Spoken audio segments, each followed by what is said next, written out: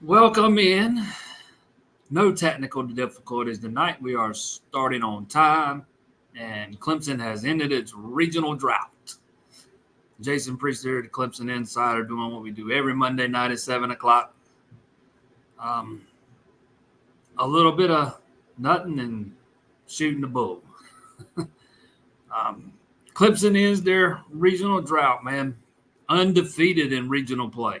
Um, Matter of fact, don't even have to end up playing Vanderbilt. Vanderbilt goes over, gets punked pretty good by Coastal and being eliminated. Um, it was a little disappointing not to see Bakich and Corbin get to go head to head, but it was made up for with the two games against Coastal that got rained out. They kind of got made up for in the regional, man. And exactly what I said needed to happen happened. Um, Clemson needed their starters to give them some quality starts. And I know technically Ethan Darden was one out short of getting a quality start, but he still went 4 2/3 after getting in some major jams in the first two innings. That hidden ball trick just it turned the whole thing around for him. He went on and got the next out after that. And he had 1, 2, 3 innings in the next two innings, then got the next two guys before finally somebody reached and they pulled him. As a matter of fact, I don't know if you were able to tell on television, but right before Blake Wright pulled off that hidden ball trick, Eric Bakich was coming out of the dugout to yank him. I mean, he was coming out of the dugout to get him, and Blake Wright pulls that thing off, and he leaves him in. And, he ended up not being too bad at all. Tristan Smith was fantastic. Aiden Knopp was fantastic, and that's what you needed. You needed those guys to go, at least 5 innings. That was where I put the cutoff line. Really, 5 innings. That way, you don't overuse that bullpen. You don't have to go to a bunch of guys that have proven to not be quite so reliable this year, and you were able to rely on guys like Reed Garris, Austin Gordon, Drew Titsworth, Jacob McGovern, all guys that have been, proved to be fairly reliable for most of the season. And they were reliable again. I thought maybe they left Garris in a little too long in the game last night. Not that I think that was an egregious error or anything. I'm not saying that, but I think he's a guy that you go one time through the lineup with at most and then go to the next guy. But it didn't cost him. It didn't cost him a game, anyways. He ended up giving up 2 long balls there at the end, but it's not like his velocity was way down or anything. I just think he's a guy. Once he's gone one time through the order, it's time to move on to the next one. And you really want to get Austin Gordon to the 9th because he's much better when he only has to do 1 inning. When he's got to get more than 3 outs, he's gotten that's where his troubles have come. But they didn't last night. He was fantastic all 3 times they used him this weekend. I thought, other than right there at the end last night, Garris was. McGovern did what he's been doing all year long. Didn't see. I think Titsworth pitched to a batter, but still, Eric Bakich doubled down on that bullpen Thursday going into that regional. He said he was not worried about it. He fully believed in them. And they made him look really good, man. Really good.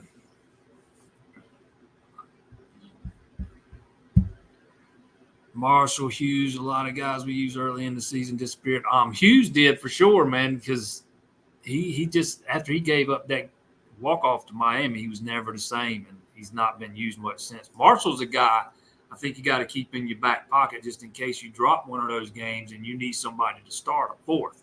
You don't want to burn him up. It's not like they haven't been using him a ton. I mean, it's not like they haven't been using him at all.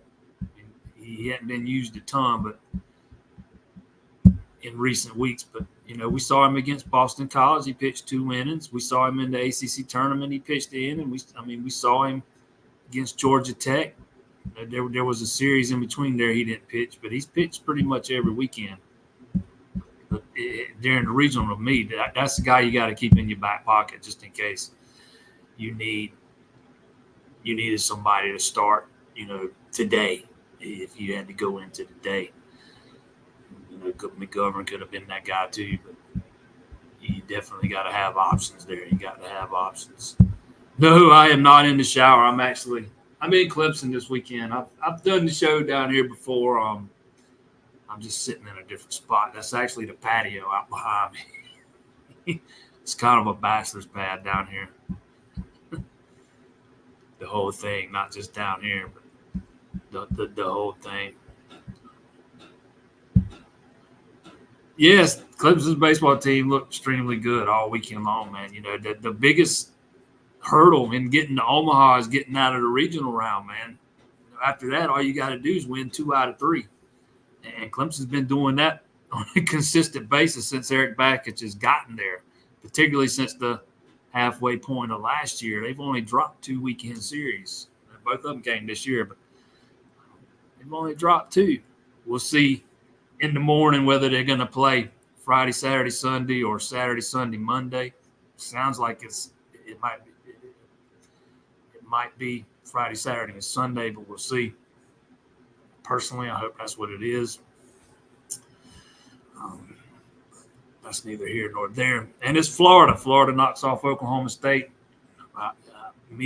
Another personal thing, I was kind of hoping it would be Oklahoma State, not because I think Florida's any worse matchup or anything. I mean, Florida's talent, don't get me wrong, they were number 1 team in the country preseason, man, but they have vastly underachieved all season long, and nobody can really put their finger on why. It's not a talent issue, but I was kind of hoping to see Oklahoma State come in here because Clemson kind of owes them one. Because last time they came in here, they kind of punked Clemson and eliminated them. So, but that's just me. To get to Kevin O'Sullivan and the Eric Bakich storyline, and I know Bakich isn't a big fan of those kind of things. He'd rather the focus be on the game and the kids. Stuff that's fun to talk about but don't really matter. On another baseball note, that school in Columbia there fired their head coach today. Monty Lee, former Clemson coach, has been named the interim guy. I'm not sure how long he's going to be there. A lot of heat or a lot of smoke about him heading down to Charleston and ended up there at the Citadel.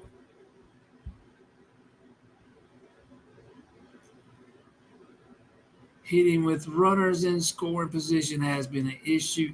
I don't think it was as big an issue as the numbers suggested last night. I thought Coastal's outfielders were fantastic.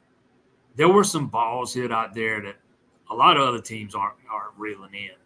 I thought there were some other balls that were hit on the button with guys in scoring position and just hit right at guys. And sometimes that's just baseball, man.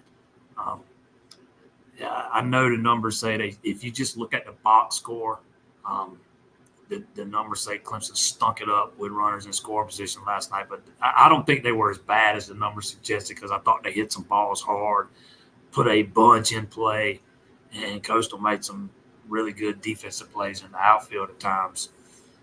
I can't remember the other games past that, though. My mind don't go back that far anymore. But just speaking on last night, I do want to say they struggled a little bit in the first game with Coastal.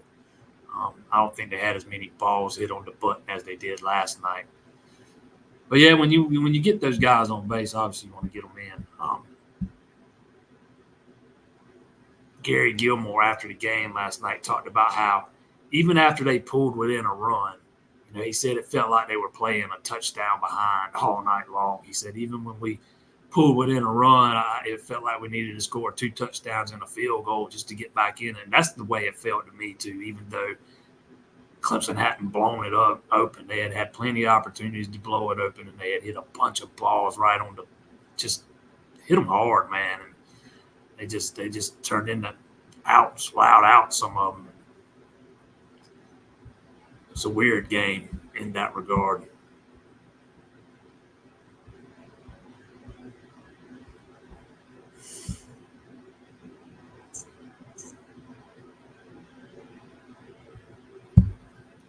Hope they hire Monty Lee so they strike out a lot. I think that's what I don't. Let me just say, I do not expect Monty Lee to be hired there. I think he'll fill in and do what they need him to do for the time being. There is a lot of smoke about him taking over at the Citadel right now. Tristan Smith is the key. To me, it's not just him. You got to have more than one. It's got to be him and Canuck, or him and Darden, or Darden and Canuck. You got to have two of those guys, man. Two of your starters have got to give you quality starts and keep you from having to need that bullpen for 7 innings in a game, because then you're starting to have to go to guys like Nick Clayton, who has been up and down, or man, my mind's going on me now. Or a Rocco Reed or Joe Allen or somebody like that hasn't been quite as reliable as some of those other guys have been. To me, it's more than about Tristan Smith. You need you need at least two of your starting pitchers has got to give you quality starts.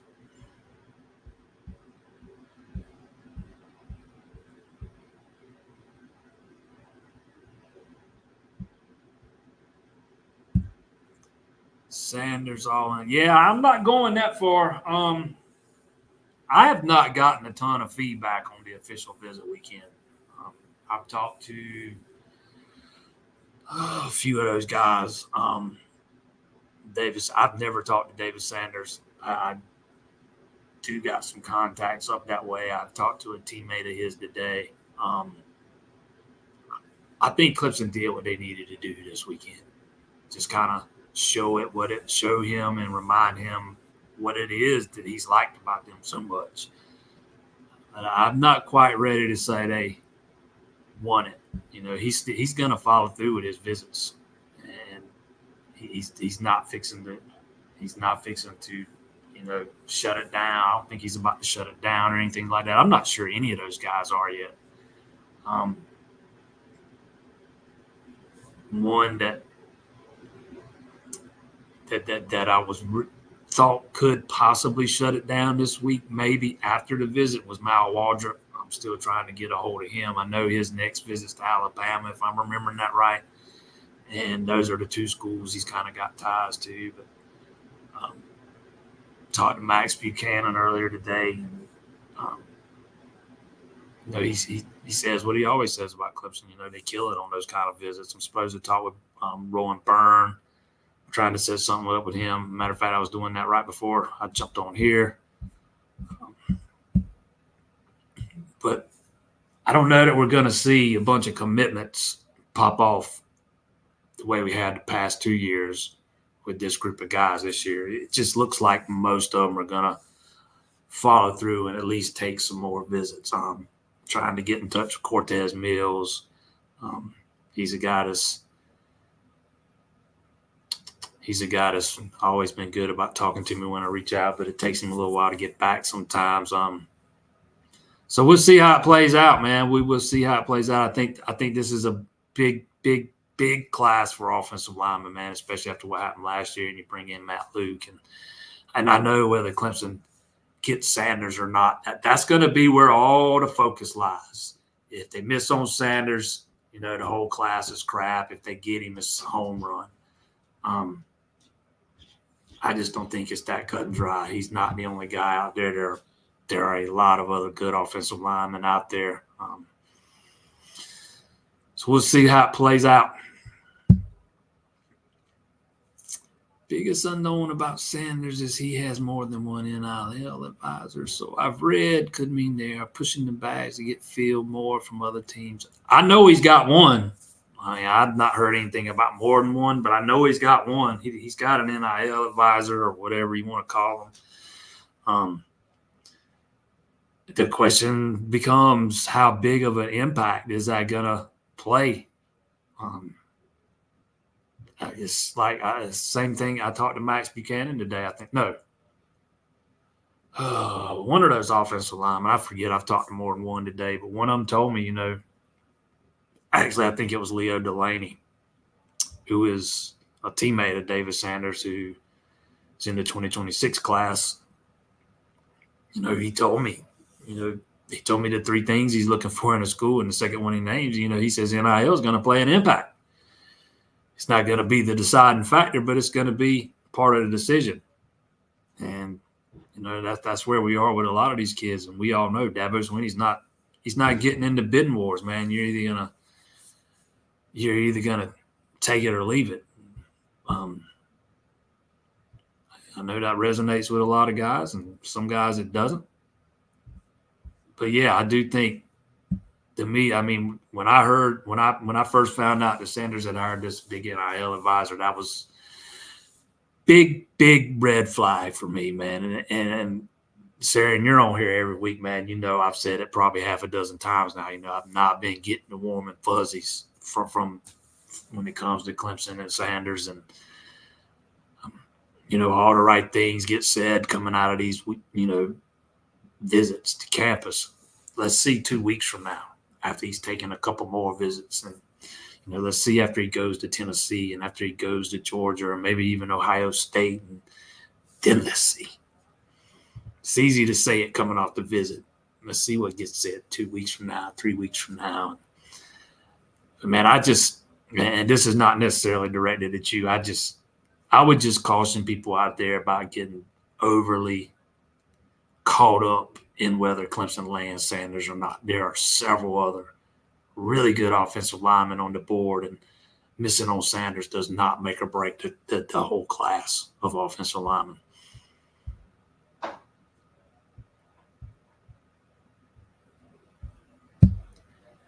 Safety out of North Carolina, Jordan Young. I thought Clemson was in a good spot with him going in.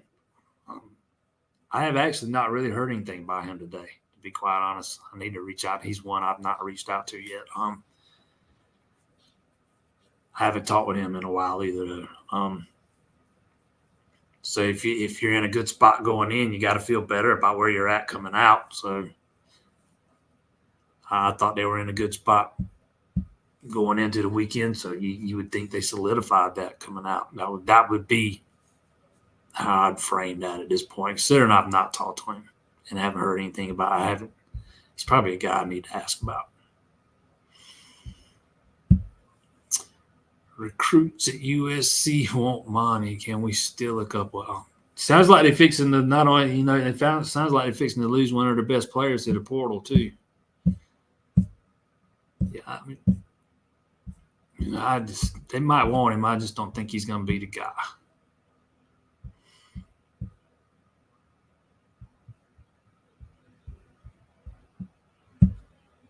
Clemson insider needs some. No, I've quit wearing hats. I've started going to places where hat used to be part of my everyday apparel, man. If I was out of my house, I had a hat on, and it's been that way for 30 years. I remember back during basketball season when I knew I was going to Durham, and I was just, I've cut my own hair for 30 years, man. I just buzz it all off and throw on a hat. When I was going to Cameron, I was like, I got to let my hair grow out. I'm not going to be able to wear a hat in there. And so my wife said I went and got a big boy haircut for the first time, and probably since right after we got married. And I've kind of kept it that way since. So the change in outlets, kind of timed up right with the ditching of the hats, but one thing had nothing to do with the other.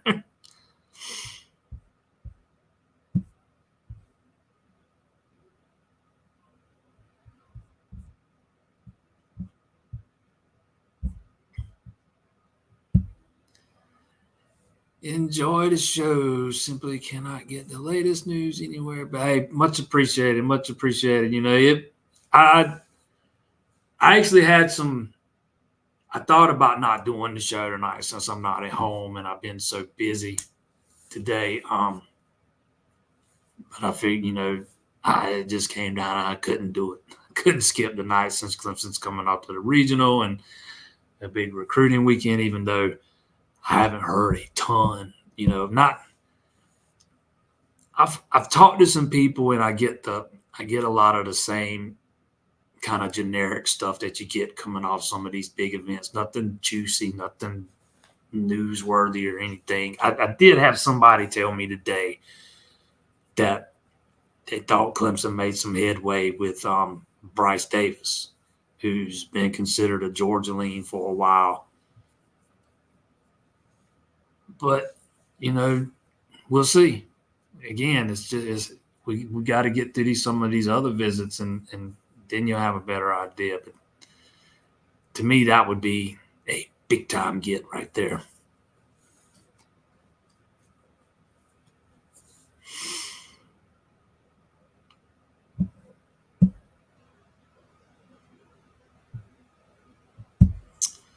The list released is hilarious for USC. Landon Powell is the right choice.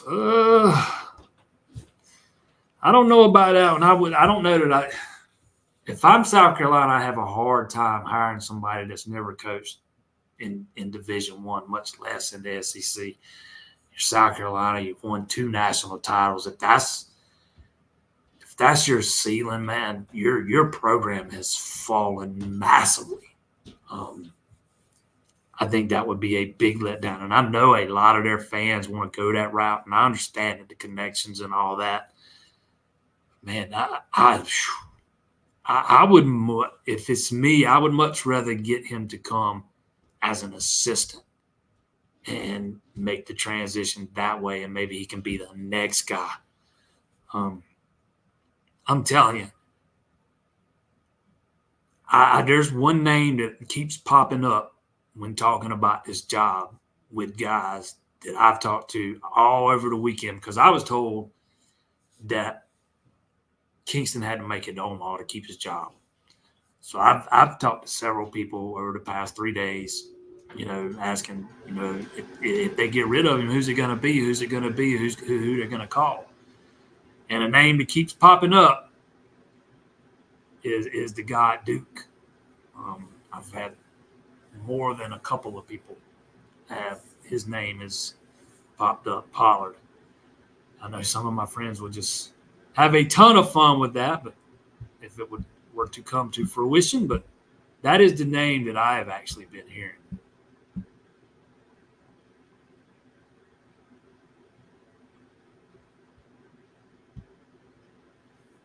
Is it safe to assume Taylor isn't coming back? He just got his cast off Thursday afternoon. He had it on when we were at the facility Thursday, and then we got there Friday, it was off. So he got it off sometimes late Thursday afternoon.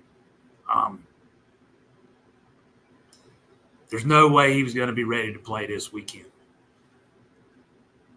He's a guy that was, without question, this is last year. He's going into the Major League Baseball draft. So if you're him, you've got to decide if that risk, and he's a player that's kind of struggled with injuries, even over there on the football side. Do you want to risk going out there and opening yourself up to another injury before the draft, which is just, it's not far off. I don't know what Will Taylor's going to do, but I would not be surprised if we do not see him again. Let's just put it that way.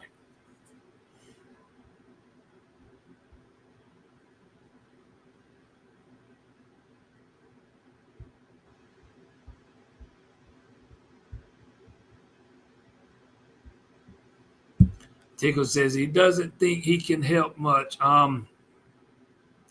He's better defensively in left field than what you get in Becerra. And if you're getting the Will Taylor that struggled to start the season, no, you're probably not going to get more than you're getting out of Becerra. But if you're getting the Will Taylor that he's capable of being, I'll take that every day. But I don't know how, he's been out for weeks. He was just kind of starting to barrel up some balls when he got hurt. it's probably asking a lot for him to jump back in and not be a little rusty.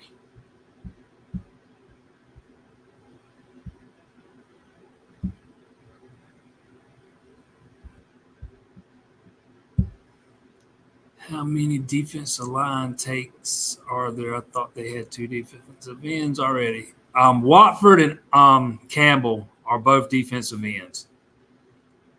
But a guy like Bryce Davis, you don't tell him no. He's just that good. If he wants in, you find a way to let him in. If they don't get him, they're probably done.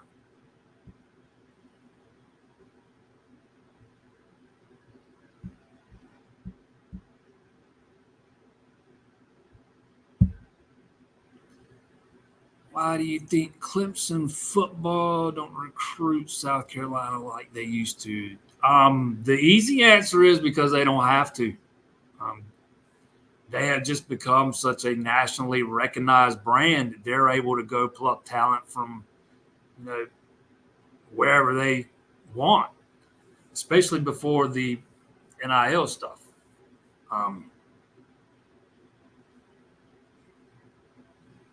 He's there are that's the main thing it's about. Clemson's kind of got their choice of where they can go target who they want to go target as long as they deem that guy the right fit. And they can go. We've seen it: California, Texas, Alabama, Georgia, North Carolina, Florida. They've got several players in the 2025 class committed from Virginia. They kind of, they got one from Tennessee in the last recruiting class. Brennan Stools from Tennessee. They've kind of shown a propensity to be able to go out and get somebody from anywhere. So they don't have to rely as heavily on South Carolina, which hasn't been known. Let me start this out by saying I think there are a lot of football players, or there's a lot of football talent in the state that gets overlooked, especially some of the guys at the smaller schools. There's a guy like Zion Gills who's at Carver's Bay. That's a guy that's probably capable of playing at Power 5. He's a 2026 offensive lineman. He's actually coming to work out at camp this week. There's another kid down in Charleston who's just transferring to IMG for the start of his senior season. So there's some talent in the state in the 2026 class, but it's not like that in every class. There's and I hadn't even talked about the wide receivers in the 2026 class. But it's not like that every class. Some years there's not a bunch of, there's not like a ton of talent in this state. They go and think they can find more talented guys elsewhere. That's why, a lot of times we see them slow play some of the kids from this state. Look how they recruited Antonio Williams. He was not, they end up getting him after they miss on another guy. They don't even offer him till late in the cycle because they kind of slow play. And some of the guys in this state, they can do that way because they know that offer from Clemson is the one they wanted. It's the one they've been waiting on, especially guys up here in the upstate, even though Antonio was from the Columbia area. But the short answer is because they don't have to. And they I think if Clemson's going to be successful, they got to have success recruiting in Georgia because that's where a bunch of the talent's coming from. And that's why you see them load up on guys from Georgia.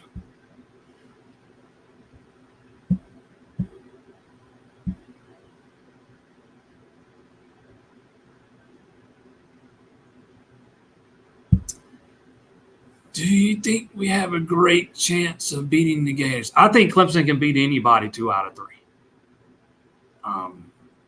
I don't think there anybody 2 outs just straight 2 out of 3 playing at Doug Kingsmore. I think Clemson can beat anybody.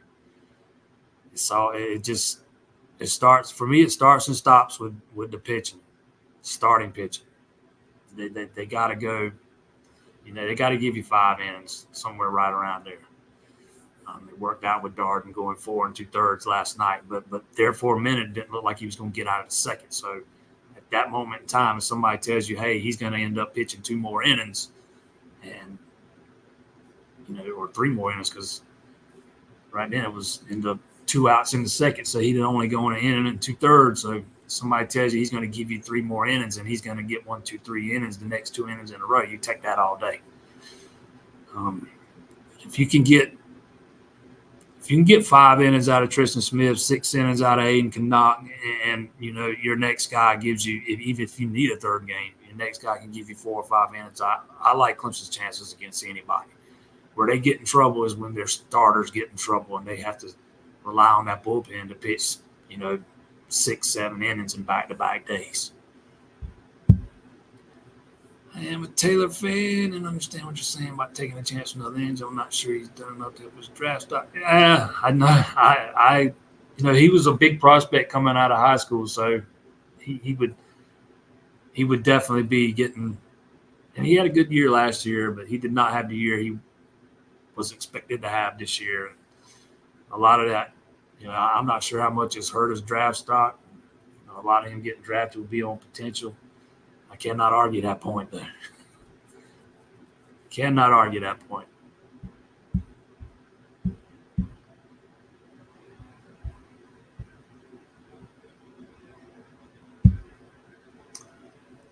How were those crumble cooks? Man, damn. I'm telling you, that lady, that crumble lady's been there about all season long. I go down there last night to get, I get a sweet tooth at night. And a lot of the times at the games, I'll go down there and get me a couple of those cookies to take back bring back here with me. And I went out there and she wasn't even there. Wasn't even there. I couldn't believe it. Could not believe it. I didn't have anything sweet to eat here last night. Disappointing. So if you're asking me how they were non-existent. Yeah, I'm taking it you saw my tweet yesterday.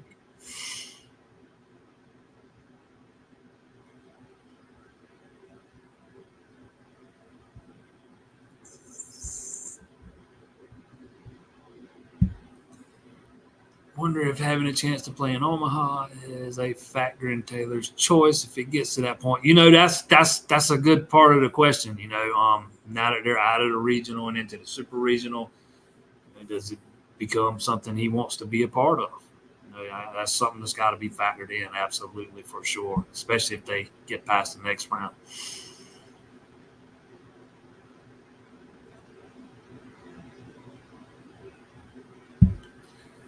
Very impressed with Austin Gordon. Not easy to come in and close 3 games in 3 days, but shut everyone he faced down. I know last night he had a big lead, but that one out in the 8th was crucial. And that one out in the 8th, he didn't have that big lead.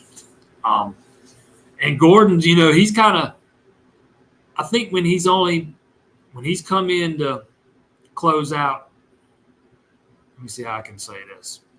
When they've only needed him to go an inning to close a game, I think his ERA is 0. But when they need him to get 4, 5, or 6 outs, that's when he's gotten a little bit of trouble. And I'm going to speculate a little bit here because I went to fall ball in Conway and watched the exhibition between Clemson and Coastal last year before this season, last fall. And Austin Gordon was the starting pitcher, and they lit him up like the 4th of July. I mean, it was like I can't even remember how many home runs they hit off him.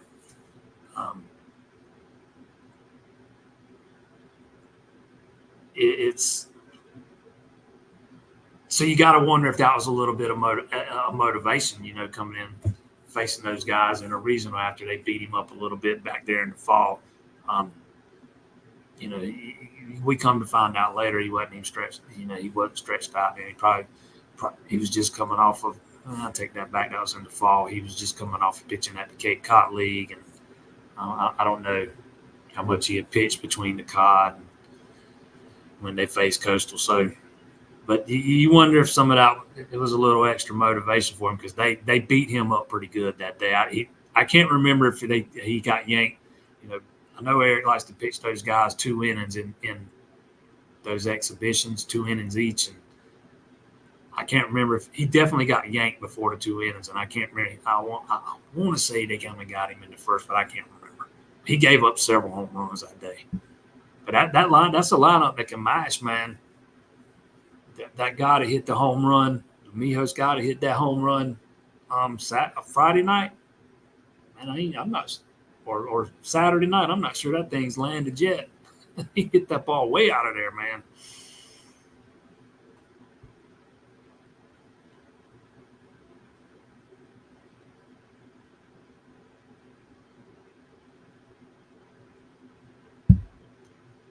How do we stand at linebacker? How many we take in 2025? One.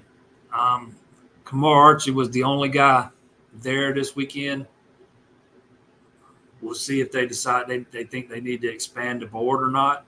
You know, and I'll probably that decision will probably be based on their feelings about what transpired this weekend. But he's the guy right now. He's a guy I've never talked to. I don't think he does media really. I've never seen any interviews that he's done. So I don't have a good feel for him either way. One guy I talked to up here says they think they're in pretty good shape with him, but you don't ever know. But they're only taking one because you only got Barrett Carter set to come off scholarship after the season, so you only need to replace one unless you have some unexpected attrition.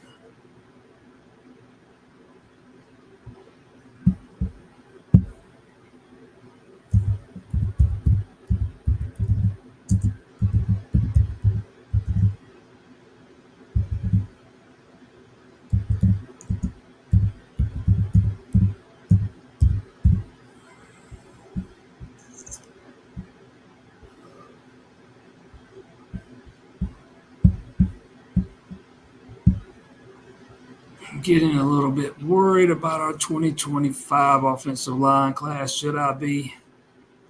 Why would you be? It's July. It's June. We're not even to July yet. It's the first weekend in June. You're one day removed from the big official visit weekend. You've already got two blue chips committed, and one of them's a big time guy. Braden Jacobs is a big time guy. Easton Ware is probably a little bit underrated, to be honest. Probably because he plays up there in Virginia. Doesn't play in the Southeast, but Braden Jacobs is a big-time talent, man. They're going to take two or three more. But that's why Dabo Swinney brought Matt Luke in, was kind of to ensure what happened last cycle doesn't happen again this cycle. And I think it's far from time. It's nowhere near time to start hitting the panic button on the offensive line class, man. These guys that they had in this weekend, I think I said it last week or the week before. I fully expected most of them to keep taking visits. I didn't think any of them, maybe one or two, possibly could shut it down, but doesn't look like any of them are planning to do that just yet. I think it's far from time to start panicking about the 2025 class, the offensive line class. I'd be far more willing to bet that once it's all said and done, Matt Luke's got a good group of guys there. And like I said earlier, I don't think the success of this class when it comes to offensive linemen should hinge on whether you get David Sanders or not. Who is replacing Gary Gilmore? Their associate head coach, Kevin Snall. They had a bunch of I didn't realize how many injuries they had last year. You start listening to Gary Gilmore talk last night, man. Man, they dealt with a ton of injuries before the season even started. It'd have been fun to see what they could have done if they were fully healthy in this last season. But, man, they dealt with a bunch of stuff this year.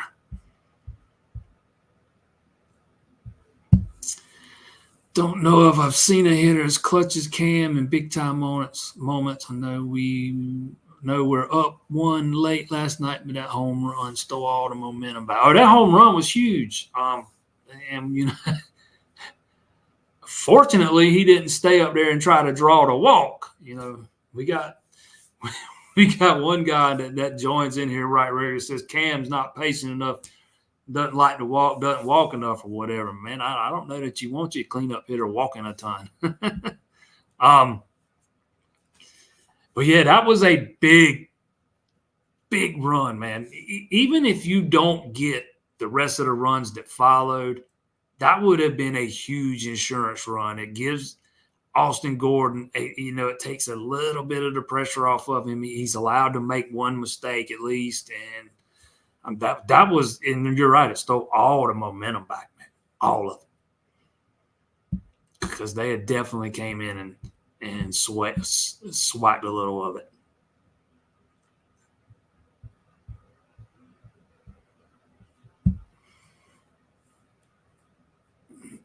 It might be Thomas I'm talking about that says Cam not walking up, but says I know Cam hates walking, but felt he was very patient at the plate during the regionals and hit the ball really hard. Yeah, a lot of guys hit particularly yesterday. There were a lot of hard hit balls that were right at guys.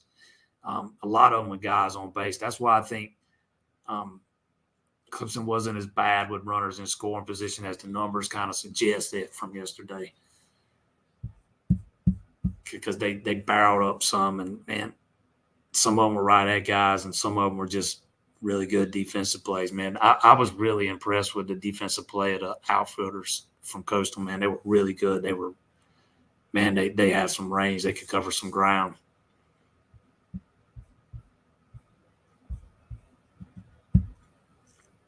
Who do you see in game one, Canuck or Tristan Smith? I think that depends on if he played Friday, Saturday, Sunday, or Saturday, Sunday, Monday.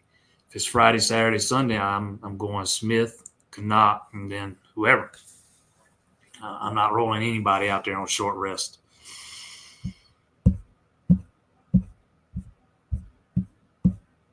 But now, if it's Saturday, Sunday, Monday, then you got some options.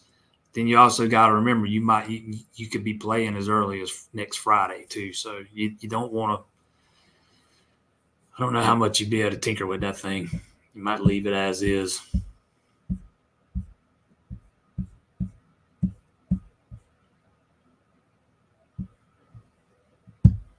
This Coastal definitely made some plays in the gap that most teams haven't been making. They were really good in the outfield, and a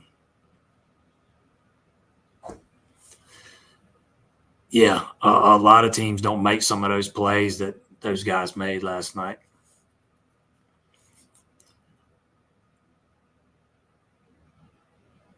Question from outside. Somebody wants me to address the Mark Kingston firing. I think it's a move that had to be made. Had to be made. I touched on this a little earlier. South Carolina's had so much success with that baseball program, and it has just fallen off from where it was when Ray Tanner was there. It fell a little with Holbrook, fell a little bit more with Kingston. And you got to do something. You got to make some kind of move to get it back to at least attempt to get it back. That fan base, those alumni, they're not going to be satisfied with playing as a 2 seed in the Raleigh regional. They expect better. They deserve better. You got to do something to address that. You got to make that move, man. You got to make it.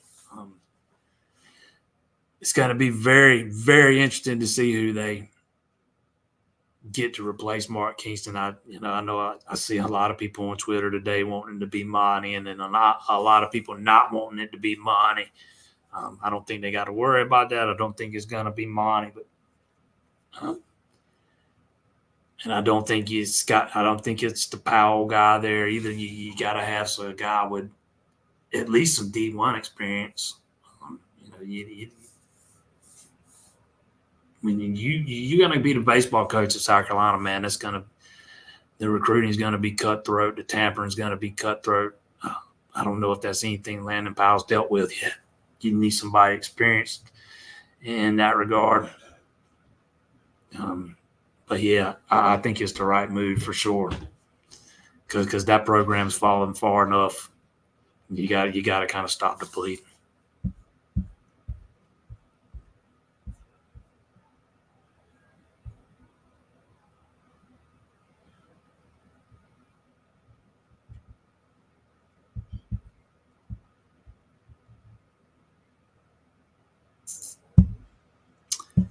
Safe to say Becerra hits the ball harder than anyone on the team. He definitely barrels up some balls, man. He gets good contact a lot of the time. Even some of his outs are hard hit. You know, and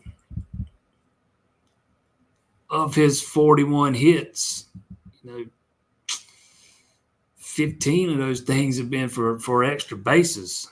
He's got 6 home runs. I mean, he's a big stocky guy, man. He definitely barrels up on the ball for sure.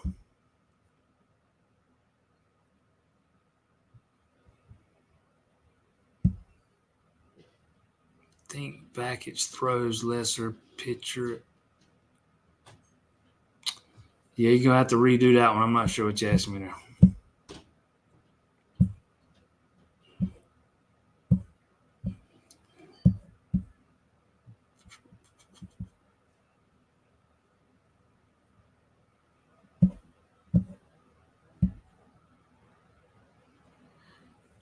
Clemson out of the ACC, probably by 2026. That would be, as we sit here today, that's kind of what I think. Probably one more year in the ACC, and I think Clemson and Florida State's going to get out. They're going to settle on something and pay whatever they got to pay to get out.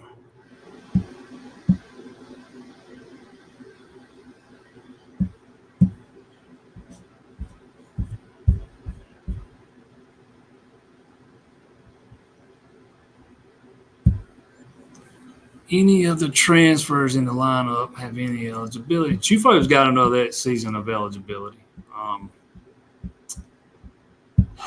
I can't. I want to say either Marshall or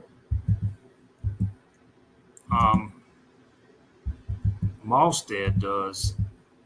At least one of those guys, but I can't remember right off the top of my head. And don't hold me to that. Let's see here.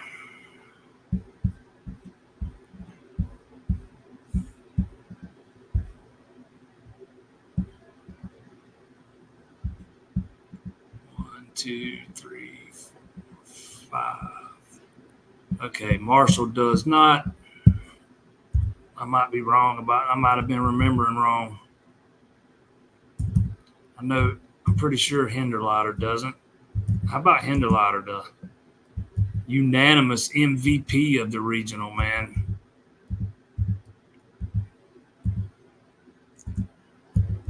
Five for 5 on Saturday. Kept getting it done yesterday.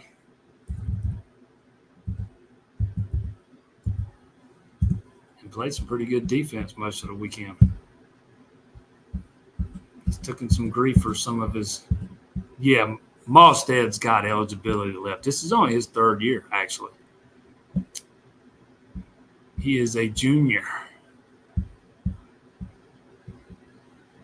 So he does have another season left.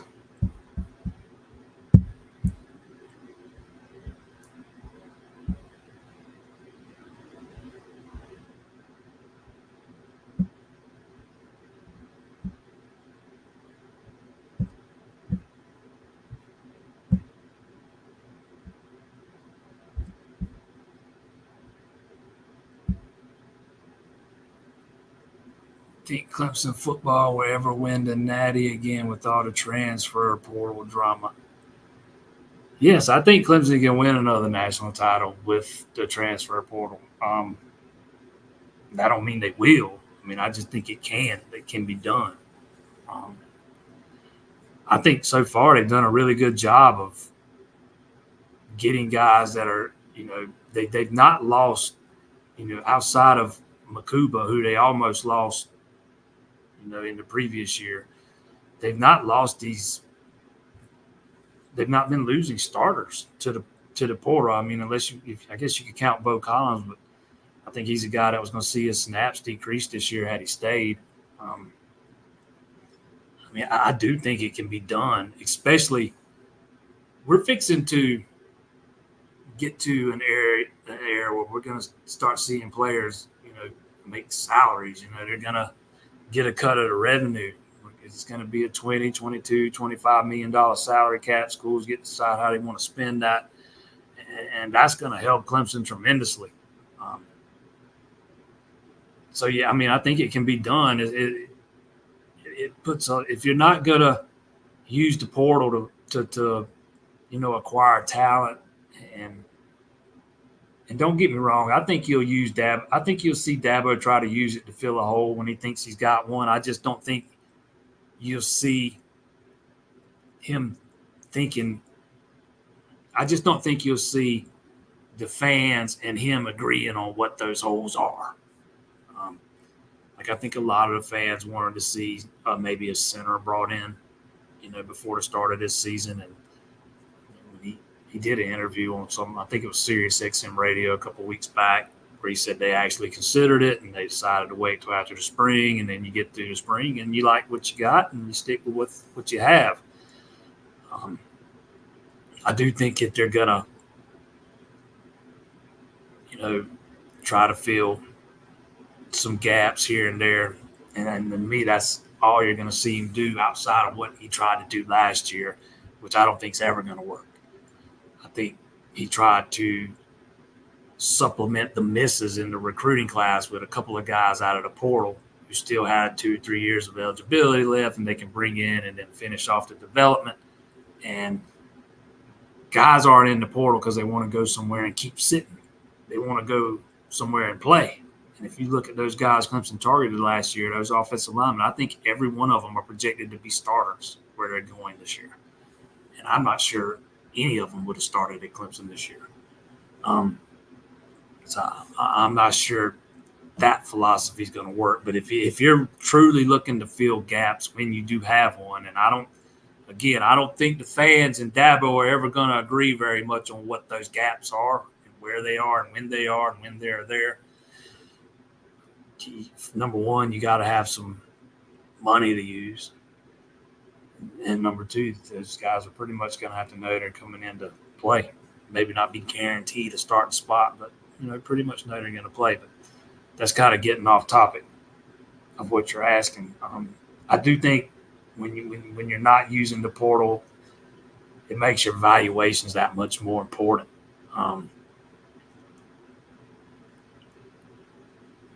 Extremely important, because if you miss on a guy, particularly a quarterback, like we've seen with DJ Uiagalelei, look how it sets the program back. And if Cade Klubnik doesn't take a big jump this year, then that's 2 in a row you've missed on. And I know I see a lot of people griping about QB development at Clemson, but I don't know if it's that. I think Deshaun Watson was a much better quarterback when he left Clemson than he was when he arrived. Same thing for Taj Boyd. Same thing for Kelly Bryant. I think Trevor Lawrence is what he was, or is what he was. I don't know if there's some huge development problem, because we saw DJ go to Oregon and kind of look like the same guy he was at Clemson.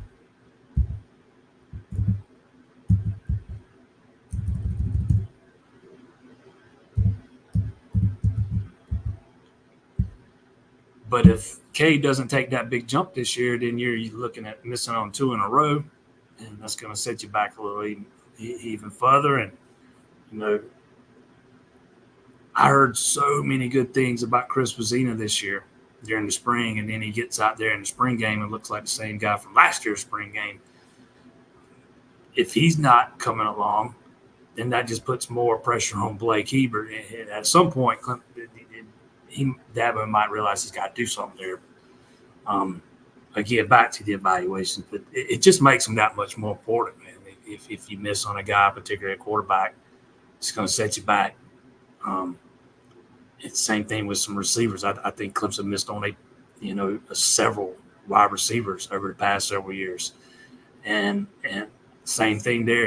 We see a lot of heat being put on Tyler Grisham online. Is it him, or are they missing on guys? E.J. Williams goes to Indiana. I'm not sure he ever cracked it too deep. Same thing with Takari Collins at North Carolina State. Frank Latson's at his third school now. He still hasn't developed.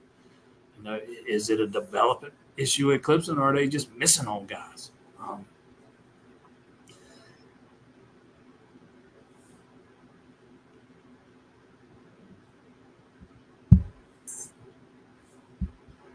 Don't think they want him to flood the team with portal player, just simply fill some gaps when needed. See, that's what I'm talking about. What you think is a gap, he might not necessarily think is a gap. That's what I mean when I say he's not going to always agree with what the fans see, because fans only see just a small percentage of it. They're in there every day. They see it every day. Kind of like the center thing. They're comfortable with what they got there. I actually think Harris Sewell's going to end up being a pretty good center. He might beat out Ryan Lethcom sooner rather than later. He was a pretty big time prospect coming out of high school. One thing he's never going to do, he's never going to give a guy a spot away. And what you call a gap might not be what he sees as a gap. Or maybe not necessarily you, but what fans see as a gap, he might not see as a gap. But I do think, if Cade Klubman doesn't take that big jump this year, and Chris Fazzina doesn't take a big jump too, you got to make a decision, man, because it's going to put a whole lot of pressure on Blake Hebert to be the guy. You didn't take one in 2024 because you were so confident in Fazzina after you missed on a few guys. And it also makes what they do in 2026 even that much more important, because it is extreme. You are not going to sign the Trevor Lawrences in this NIL era without paying them big time dollars, and Clemson can't afford to do that. So you better find one that. And I'm not a guy that thinks you need generational talent to win a quarterback, but you better find one that can lead your team, manage the game, and not get you beat.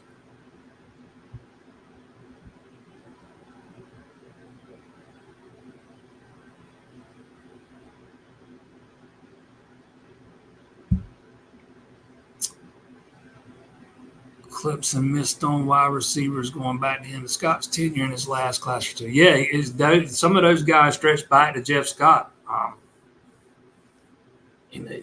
I've had that conversation with some guys, and they'll say, well, he didn't ever get a chance to coach them. Well, I understand that.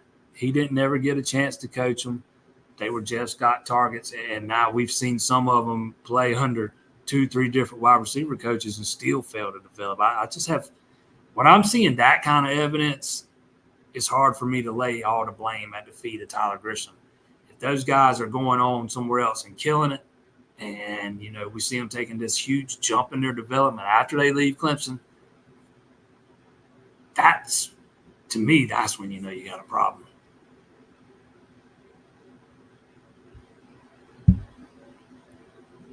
Dabo let Pierman beat out Klubnik. I don't know why people think that Dabo would sacrifice wins over loyalty to a player. I saw that narrative being pushed so much during 2022. When they just would not sit DJ down and throw Cade Klubnik in there. You saw last year why they didn't do that, because it was pretty obvious that he was not ready. Despite what he did against North Carolina, he once the pressure got amped up, man, he just wasn't ready. I don't think there's anybody that wants to win more than Dabo. That guy's as competitive as they get. I think he runs out there who he thinks gives him the best shot at winning. Period. I don't see why he wouldn't. So if you think Pierman gives you the better chance to win with, yeah, I think that's who your guy. I think that's who you'll see be the quarterback if they think that's who gives them the better shot at winning. I'm not sure they believe that, but.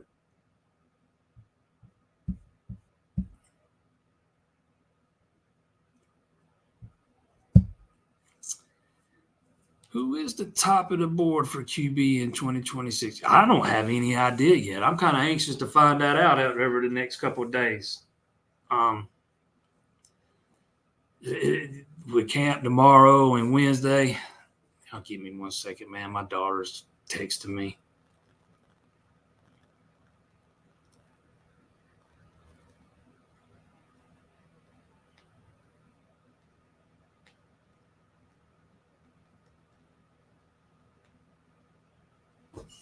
I think DJ Bordeaux's a guy to look for. I'm kind of anxious to see what Josiah Oxendine does tomorrow or Wednesday, whatever day it is, whatever day he comes to work out. Forget if it's the 4th or the 5th, but he's from Dillon. They play a very run-heavy offense there, so he does not get to throw the ball around much at all. And he's a guy I think can sling it around when given the opportunity. So I'm very anxious to see what he does. The Colner kid from up north is going to come work out that I know Garrett Riley's had some contact with, went up and gave him a visit during the evaluation period. So I don't know the answer to that yet. I'm very intrigued by it, though. I do not think Britt's at the top of the board. No. I think Britt's a good player. He's going to be here at camp tomorrow too. I'm be interesting to see what he looks like as opposed to where he was last year. He throws a good ball. He's real accurate. He's a little undersized. I think he's 6 foot, $180, $185, something like that. But he can sling it around, man.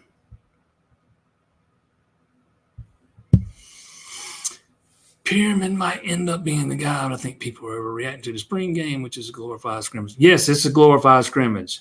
Also, on that same note, Pierman can play. Now, we talking about a kid that was back-to-back player of the year in this state there at Daniel. And 99% of the time when a guy from Daniel gets mentioned, people start throwing their hands up and moaning and groaning. But in this case, they all want him. I'm telling you, man, it's going to be interesting to see how it plays out because when you go back and watch Kay Klubnik's high school film, that guy is, he just looks like that guy. He looks like he's got ice water in his veins, man. Nothing phases him. The moment's never too big. No, about the only thing you can say negative about him watching his high school film is he doesn't have the strongest of arms. Sometimes he puts a little too much air under his deep balls because he doesn't have the strongest of arms, but he's accurate. And then he gets to Clemson, and in his first year as a starter, he kind of looks like a deer in the headlights. I've said it many times, man. He is nowhere near where I thought he'd be at this point. And we'll see where he is. We're going to find out real quick this year where he is against that Georgia defense.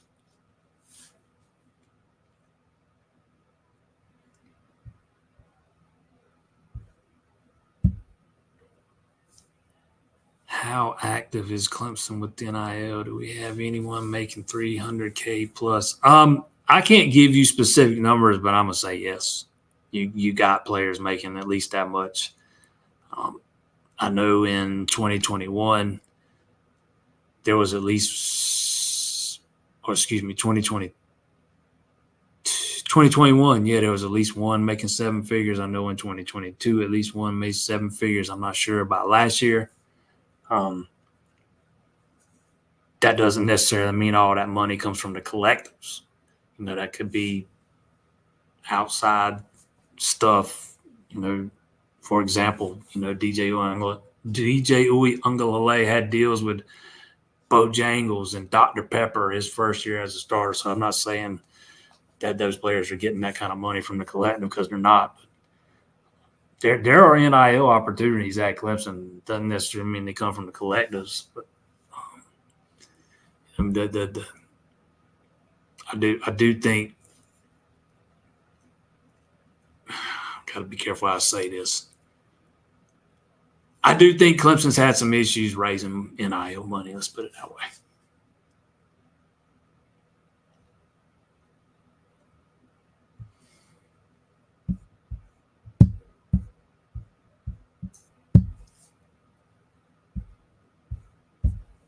All right, man. Appreciate everybody that tuned in from a different locale. And no, I'm not in the shower.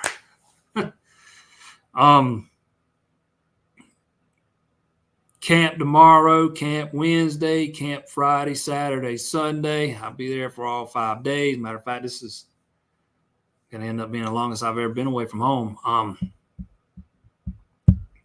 We'll have coverage on the site all 5 days. Got a bunch of recruiting interviews I've done that I hadn't even written up yet that still got to be written up, so be on the lookout for those. ClemsonInsider.com. See you right back here next Monday, 7 p.m.